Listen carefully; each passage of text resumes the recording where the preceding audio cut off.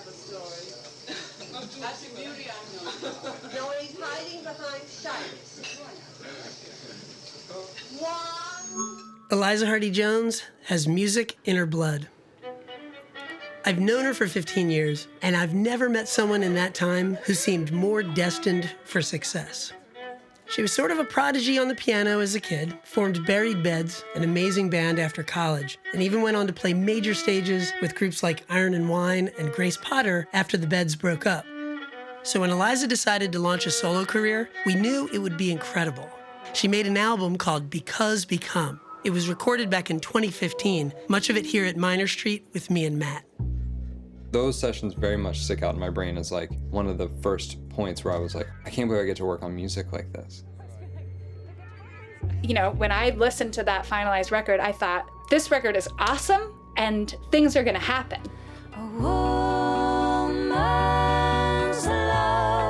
She did everything you're supposed to do to guarantee success.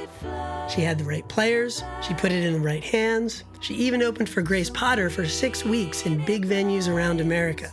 But even with all that, nothing happened. So free, it finds a home. You know, you try to tell yourself, like, you make art for you, and it doesn't matter if people like it or not, but the truth is that, like, you wake up every day and you're a failure. You wake up every day to a new failure.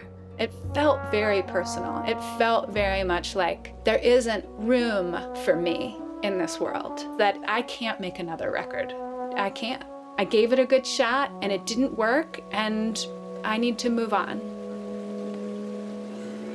Eliza needed to reconnect with what she loved about music in the first place. So for this episode, we looked back 100 years into her family story. We went ghost hunting with Eliza and discovered some incredible people gazing up at us from just below the surface of one amazing song. And so we begin the long story of the Book of Salamovka.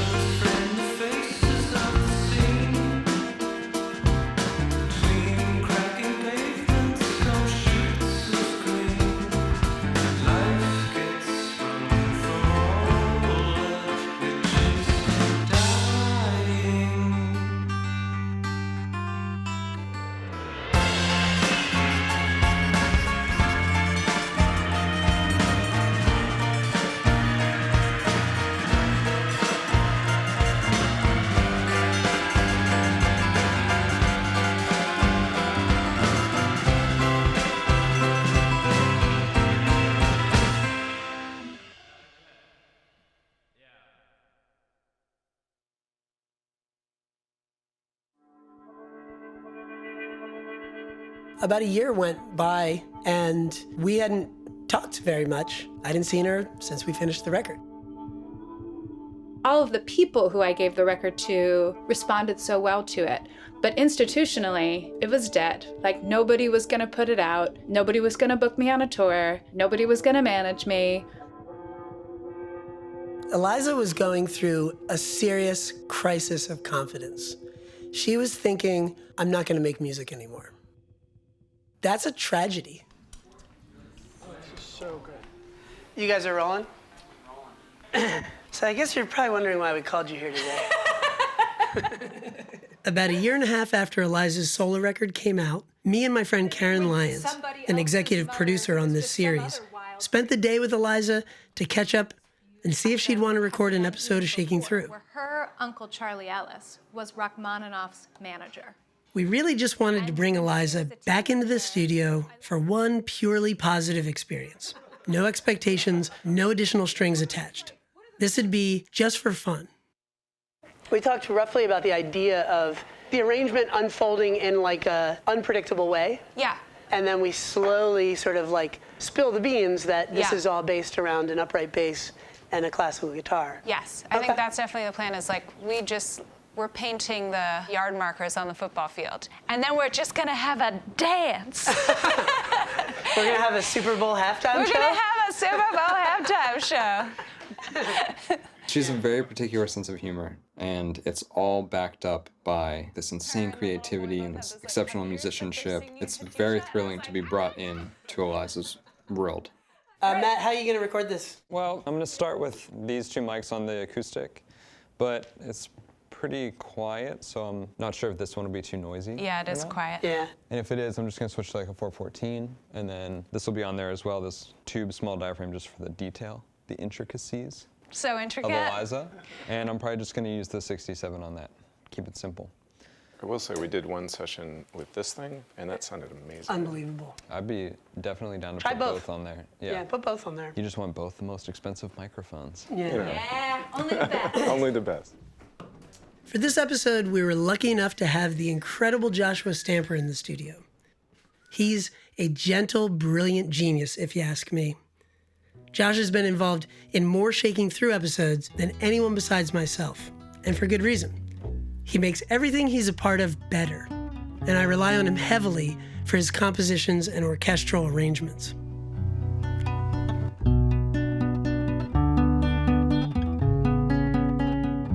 All right. Yeah, no, you were right. Oh, okay. I forgot the second line. You know the song better than I do. I remember you saying the structure was super important. The structure is super important. Is this general approach working for you? Yeah. I think it's pretty. I like how sometimes you're lining up with this line and then falling off of it. I think that'll be cool. Great. Yeah. Let's see how well you can see. I definitely understand myself through the context of the lineage, of the heritage. And I think part of that was spending a lot of time with Virginia and my grandma Mary, who are just these larger than life personalities who just do whatever they want, and it's insane. Eliza told us a ton of amazing stories about her Aunt Virginia and Grandma Mary. Grandpa Duncan was in the audience. Too many to retell here. But to understand why we had to record this song, you have to know a little bit more about these two incredible women. This is Aunt Virginia. Yeah. Mary Hardy and Virginia Bartow both grew up in well-to-do families in the 1920s. The men were all bankers and businessmen, but all of them had a great love for music. Mary played violin, and Virginia was an opera singer in New York City. But then the Depression hit, and it hit Virginia's family especially hard. She's from a family of bankers. So her father commits suicide. Her husband has a nervous breakdown. She's now just a single mother living with her mother-in-law in Manhattan, and she thinks to herself, I'm going to reinvent my singing career. Am I counting it wrong? I think so. I feel like I'm singing it in my head. We'll try it again. Okay. Okay. I mean, if we really liked that first one, we could just fix the little clam up at the beginning. I'm fine with that. I'm not a perfectionist, but I also don't want something to sound bad. We liked your tone a little better in the first run. Oh, okay. Like the tone was just a little better. Do we have time to do one more, or is that not a good idea? Yeah. Let's do one more. If we don't like it, we go number one. All right. Okay. Sounds good. Yeah, Matt, do you want to come out here and just see that this mic placement hasn't migrated at all? I think it was that right now I'm playing like this, and before I was doing this. Yeah, I think that's probably all it was. You look like the same. Cool. I'll play a little harder. Yeah, like dig in a little more? Yeah. Okay. At this point in Virginia's story, a man named Andrei Salama emerges. He's this mysterious Russian composer and the musical director for an offshoot of the Moscow theater called La Chauve-Souris. They had a ton of success on Broadway before the Depression hit, but afterward, he was simply a voice teacher with whom, by fate, Virginia scheduled a singing lesson. So Virginia goes and starts taking voice lessons from Salama, immediately falls madly in love with him, says it's the love of her life, and she, in her words, goes Russian. He came over to me and he kissed my hand and he said, "What do you want to do in life?" And I said, "I want to entertain people." Before the Depression, Salama bought an old hunting lodge in the Delaware Water Gap that he called Salamovka. All the dancers, singers, and painters he knew, including Aunt Virginia and Grandma Mary, would spend their summers and weekends there. No encores. Everything was so exciting at the Salamars, with the Russians coming in and we'd have parties. You know, everyone's coming and renting rooms out for the summer, and they're drinking, and then after everybody's good and drunk, that's when Virginia starts to sing the old Russian folk songs. He wanted me to sing everything Russian. He thought I was Russian style, and I'm not a Russian singer. I don't know how I did it. It was the most exciting time of my life. So if you think of like America in the 30s, 40s, 50s, it's repressed culturally. I think for Virginia, she's got this New England upper crust banker family who are all having nervous breakdowns, committing suicide. They're miserable. She's coming from this tradition, and all of a sudden she meets Salma, who's this larger than life, full of joy character. And she's just like, I'm in. This is it.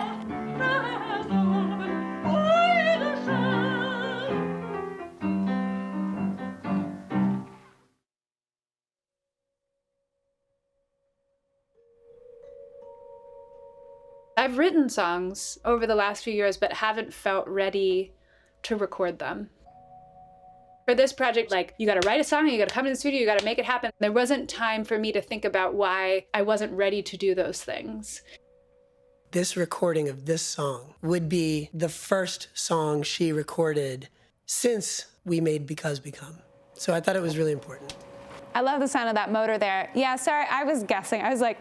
I was actually not meaning for you to do all that stuff, but it actually sounded really neat. Okay, cool. So let's just keep it. Okay, sweet. Should we do some bowing? Yes, let's do some bowing. So, whenever I don't have a ton of experience miking something, I just sort of imagine, like, how is it supposed to fill up a room? And so I just try and put it above it and see if I can capture the whole instrument that way. Once you feel it sort of actually take, then I think you let the pressure up just a little bit. Just a little bit. Because at that point, the bar is vibrating, and so you let it do its work. We can make sure that you can hear it. Brian had the wonderful idea of getting Josh involved. So a lot of it wasn't like, we need vibraphone, viola, and trombone. It was more like, I would like to create an impression of being lost in the mist of an imagined place. And Josh was like, great, got it. I just absolutely love exploration. There's like a real enjoyment of going too far. They don't want to make something that's already been made before. Or they're like keeping in the back of their minds that this is probably an opportunity to make something new. And so they really try things out. Yeah, so I want you to go ahead and just finish that phrase as you normally would. And so just peter out, kind of. I like that idea of things just evaporating. Yeah. Right? Yeah. What's that term? Is palimpsest, where you have a piece of paper that was used over and over again? Yeah, and so you have like Yeah. the ghost erasures. Yeah, I love that. I love that idea Yeah. of like a palimpsest score. Definitely, yeah. Where it's like, instead of that like chord, you just hear this like, wait, am I hearing that? Or is that Right. like printed on the tape and they reused tape Right. and it's just kind of peeking through and, you know? Yeah, absolutely. Yeah. So it was in between tours with Grace. I was home and my dad came over for a visit and he came with this stack of music and they were all Salama's papers. When he came to America, there were no Russian folk songs written and composed on paper. So Salama had to write them down, and he wrote 300. I have them in the barn, 300 songs he wrote. He said to me, you have to do something with these. Oh my gosh, it sounds so neat. It really does. A couple of days after she got Salama's papers, Eliza received a message, totally out of the blue. It was from a painter in Russia named Daria Orlova. She had heard Eliza's record, loved it, and wanted to discuss a possible collaboration. And she said, do you know anything about Russian folk music? And I kind of laughed and I said, yes, I grew up listening to Russian folk music. And I just thought, what an incredible open door. I'm gonna come up with a project that's cool enough that gets me through that door. And I came up with this idea of transposing music into quilts. And so this one, like so this is both the sewing room and the music room. So all of my favorite things are here for me to get inspiration from. I go to a woman and spend an afternoon with her. She tells me her stories. She sings me traditional music. And then I take it home and spend time with it. And then I transform them into quilts. So each quilt is just an exact transcription of how the woman sang it. This song, that's Katyusha, as sung by Auntie Virginia. My father had made a series of recordings of my great aunt Virginia singing these songs. And so I have this particular recording of her singing Katyusha in 1981 when she's drunk and 80.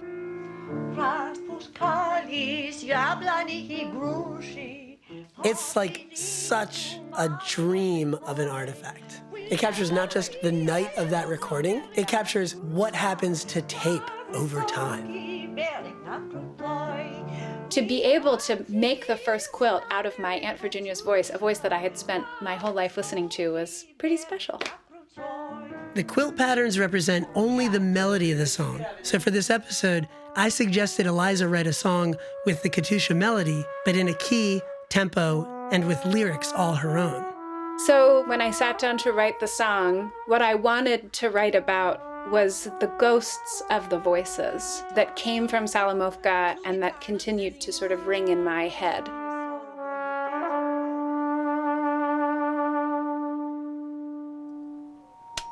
Cool. Nice. Yeah, Amazing. You're amazing. That's amazing. Oh, that track is amazing. Awesome. Crazy stuff? Inspiring. Yeah, so now let's do some crazy stuff. Okay. You want like wind noises and air.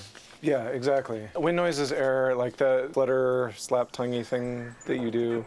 To get some of the ghosty sounds we talked about, we recorded passes of the bass, viola, and trombone doing improvised extended techniques.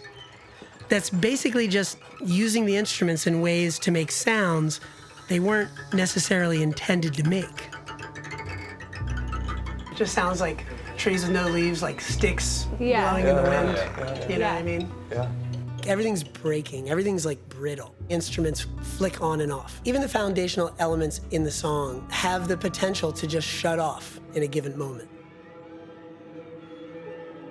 They've heard that instrument used like appropriately or how it should be used so many times that it's sort of like a breath of fresh air to use it wrong. I'm like, I want to listen to this over and over again. The lines of communication that we are trying to set up in this song are truly cross-dimensional. Through this song, we're trying to set up a way that Eliza, a living person, can speak with Virginia, Grandma Mary, and Salama, someone she's never met. Us creating this strange setting, we're trying to like simulate the fragility of that connection. Salama died in 1952, but Virginia, who had taken over the mortgage, kept the house, the parties, and Salamovka's creative spirit alive until 1969. That's when the federal government took it over to make it a national park, citing eminent domain. They planned to flood the whole valley to make a reservoir, but they never did it. That never actually happened. So when you go there now, the house is still standing, but it is just a ghost. It is a ghost of this thing that existed. It will not be there much longer. We have to go there. Yeah, we do have to go, yeah. You should come. Oh, yeah. Yeah.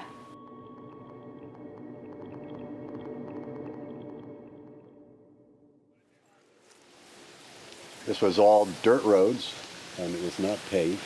Yeah. So about a month or a month and a half after we recorded the song here, we got in a car and drove up to Salamovka. Starting at the age of 3 or 4, this is where I spent my summers as a kid.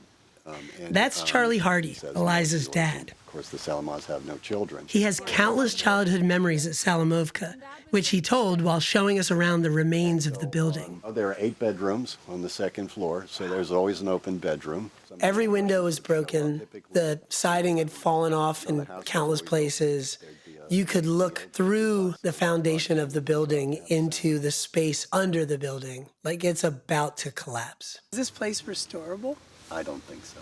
Yeah, I mean, the foundation is The shot. foundation's shot. I brought a pair of speakers and I brought a pair of microphones, and we set the speakers up in the front yard of the house, facing out into the valley.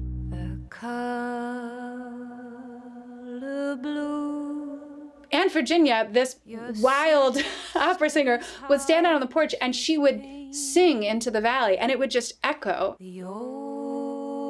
It The idea was we were gonna, one by one, blast the sounds out into the valley and record the echo off of the opposing mountain, and that would be the reverb. And down below.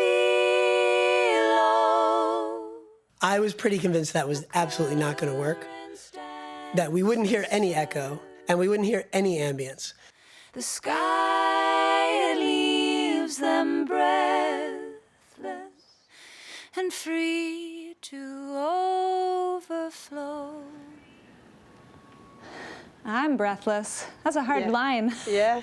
Nice, though. Really nice. And I think it's fine that we're not doubling these. I don't think we should. Yeah. I think the thing is, like, you can hear you as an individual, but when you double it, it kind of, like, smudges that out. So I would rather keep it single. Okay, sweet. So as we were doing this, all these sounds are just blowing out into the wind, and all of us sort of wandered off in our own places, trying to be as quiet as we could, but still, making footsteps. You can hear like sticks breaking under our feet. And I think what it ends up sounding like is these sort of weird, cool field recordings. Those recordings are the vocal sound for the first half of the recording.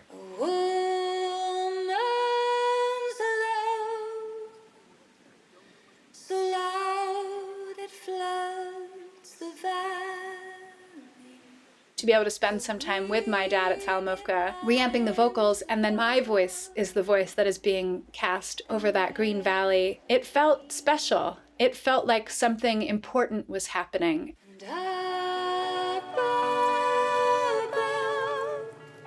He came up to me, and what he said to me was, I can feel all of it moving through you.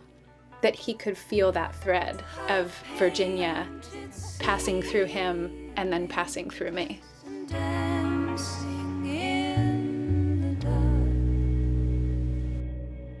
The ambient texture of a recording is what defines the recording. It defines the place that the song happens in.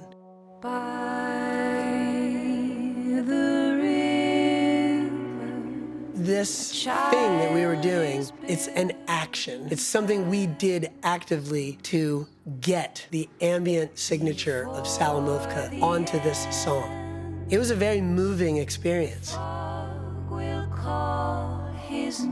Salamovka was not a small detail of my family story. It was at the heart of all of the family lore. All of the stories that I grew up hearing were centered around this place and these people. With this recording, we created the medium through which all of these people could come back into her life and our lives by extension, and maybe teach us some lessons.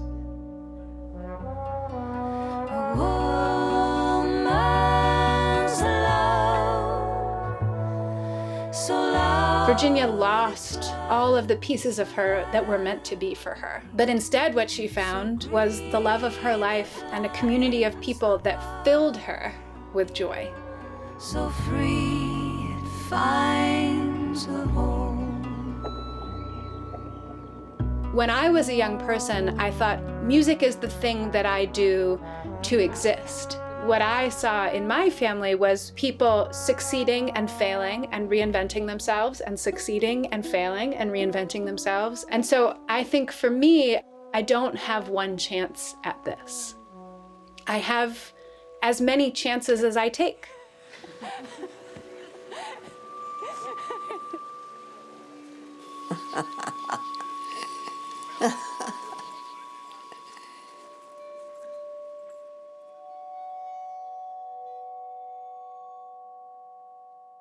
So, here we are. Katyusha!